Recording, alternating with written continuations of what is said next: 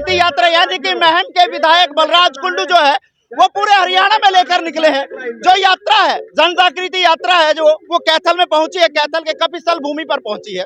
और कपिस्थल भूमि की बात करें तो प्योदा गांव की ओर इस समय ये यात्रा जा रही है। लेकिन हरियाणा सरकार के खिलाफ मोर्चा खोला हुआ है। हरियाणा सरकार द्वारा बेरोजगारी के लेकर बात करें, महंगाई को लेकर बात करें या और व्यवस्था को लेकर बात करें, मोर्चा जो है वो बलराज कुंडू द्वारा जो है वो खोल दिया गया है। और तमाम जगह से होते हुए ये यात्रा लोगों को जागृत करती नजर आ रही है। लेकिन क्या ये यात्रा लोगों को जागृत कर पाएगी, एक बड़ा सवाल भी खड़ा करती है, क्योंकि 2024 में विधानसभा के चुनाव होने हैं और लोग जो है वो नई सरकार चुनेंगे या मौजूदा सरकार को दोबारा बनाएंगे, ये भी सवाल खड़ा करता है। लेकिन मौजूदा सरकार पर कितना की ये जो यात्रा है वो छाप छोड़ पाएगी और कितना लोगों पर प्रभाव छोड़ पाएगी, इसी बारे में बात करेंगे। बलराज कुंडू हमारे साथ, मैम से विधायक। नमस्कार बलराज जी। नमस्कार। यात्रा चल रही है, क्या कुछ कहना चाहेंगे यात्रा को लेकर और कितना का सफल इस यात्रा को मानते हैं?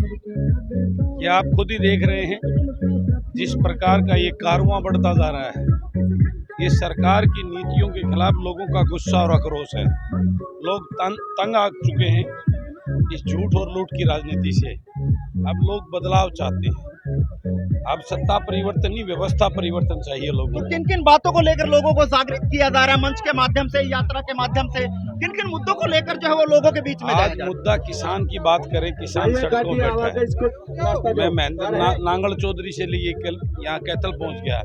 हर स्टेशन पे जो ना किसान सड़कों पे बैठा वो अपनी मांगों को लेकर। युवा मुझे वहाँ से मिलने शुरू हुए थे। आज बेरोजगारी में प्रदेश नंबर 1 पे हो गया है। सीईटी का मुद्दा हो, पुलिस ज्वाइनिंग का मुद्दा हो, अन्य बहुत सारी भर्तियां पेंडिंग पड़ी हैं, उन सब के मुद्दों को लेकर आज युवा जो है ना इतना निराश हो चुका है, उसकी एक उम्मीद खत्म हो चुकी है इस सरकार से। बलराज जी, बात करें, राहुल गांधी ने भारत जोड़ो यात्रा शुरू की गई थी मोहब्बत को बढ़ाने के लिए, नफरत को दूर करने के लिए। लगता है कि उसी की तरह पहल जो है बलराज कुंडू द्वारा की गई है। वो वोट की राजनीति थी, ये प्रदेश के भले की राजनीति है। तो कहीं ना कहीं ये भी प्रदेश के भले के लिए भी वोट की जरूरत पड़ेगी।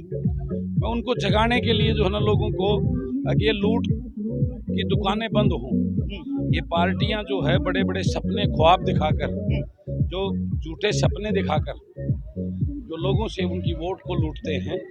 अब किसान मजदूर गरीब को, अपने बेटों को जो उस प्रॉब्लम को जानते हो, तकलीफ को जानते हो, ऐसे पढ़े लिखे ऊर्जावान युवाओं को, नई सोच वालों को विधानसभा में अपना प्रतिनिधि बनाकर, अपना वकील बनाकर भेजना होगा, तभी इस प्रदेश का भला होगा। ये जागृत करने के लिए मेरी जन जागृति यात्रा का उद्देश्य है। राजनीति में युवाओं की भागीदारी मैक्सिमम हो, ये मेरी जन जागृति यात्रा का उद्देश्य लेकर मैं चला हूँ। कुंडू साहब, कहीं ना कहीं सभी हलकों में जो आपकी यात्रा जा रही है, तो 2024 में मानते हैं कि 90 के 90 हलकों में जनसेवक मंच जो है अपने उम्मीदवारों को उतार पाएगा?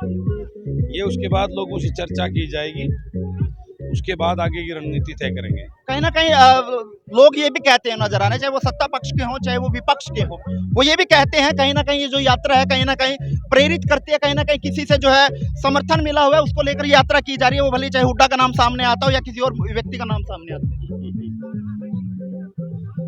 जब कोई नया आदमी आता है इस तरह के कयास लगाकर उसको बदनाम करने का किया सकता है।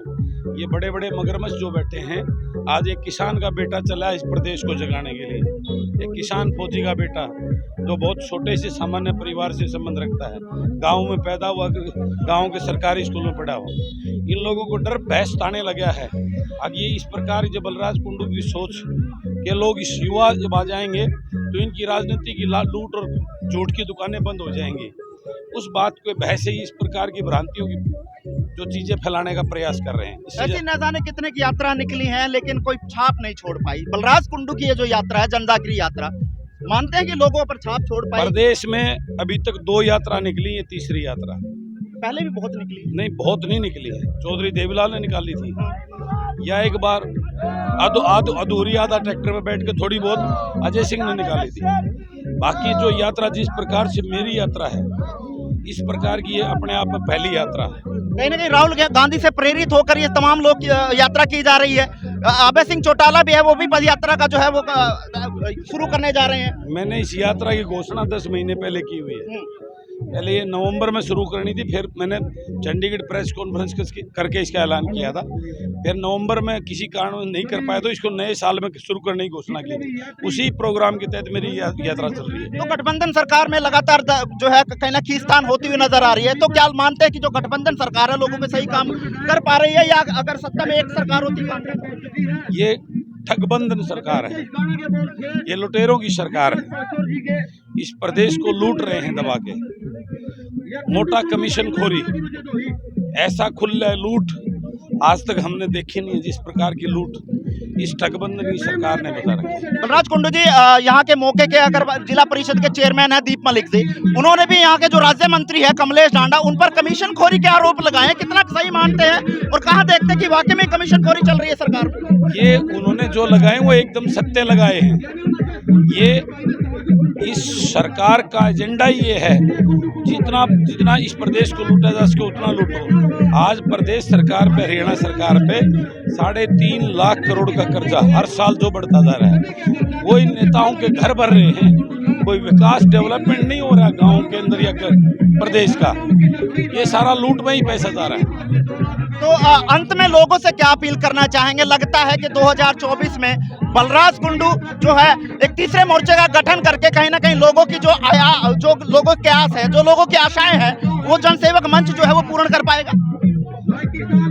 लोगों से चर्चा करके बिल्कुल इस पे काम किया जा रहा है और निश्चित रूप से इस प्रदेश को बचाने के लिए, युवाओं की भागीदारी राजनीति में करने के लिए जरूर कुछ ना कुछ किया जाए। चलिए, बहुत बहुत धन्यवाद, थैंक यू। और ये था हमारे साथ महम से विधायक बलराज कुंडू, जो जन जागृति यात्रा लेकर फिलहाल तमाम जो है हरियाणा में निकले हुए हैं। 18वां दिन है और 18वें दिन में नंगल चौधरी से चलकर आज कैथल में पहुंची है, लेकिन असर कितना पड़ेगा, कितने लोगों पर छाप छोड़ पाएगा, ये तो समय बताएगा। लेकिन कहीं ना कहीं सरकार पर हल्ला बोलते हुए नजर आ रहे हैं, क्योंकि ये गठबंधन सरकार नहीं, ठगबंधन सरकार है।